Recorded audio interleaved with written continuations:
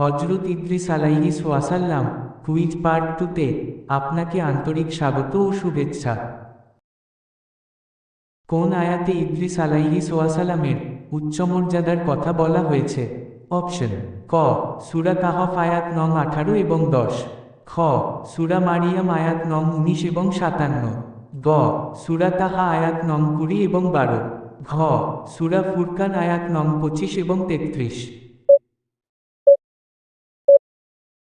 সঠিক উত্তর অপশন খ সূরা মারিয়াম আয়াত নং 19 এবং 57।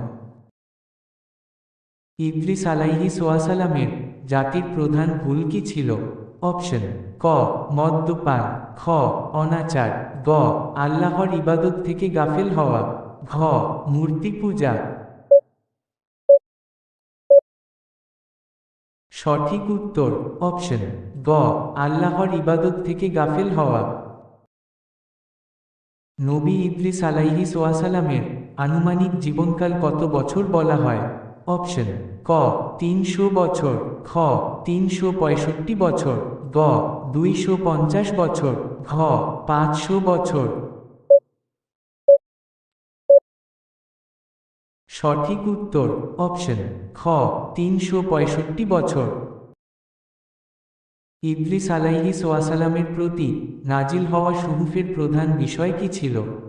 অপশন: ক যুদ্ধনীতি, খ পারিবারিক আইন, গ হিকমত ইবাদত ও নৈতিকতা, ঘ বাণিজ্য নীতি।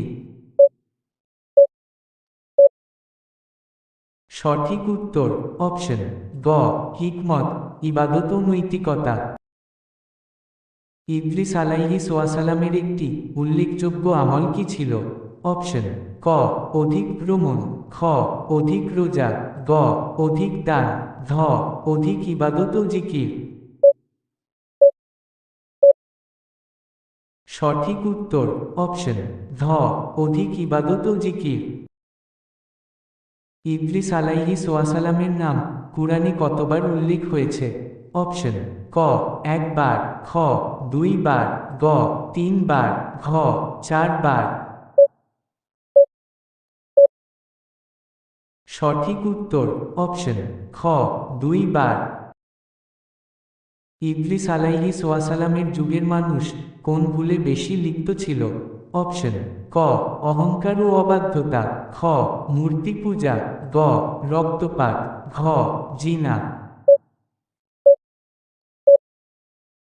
সঠিক উত্তর অপশন ক অহংকার ও অবাধ্যতা।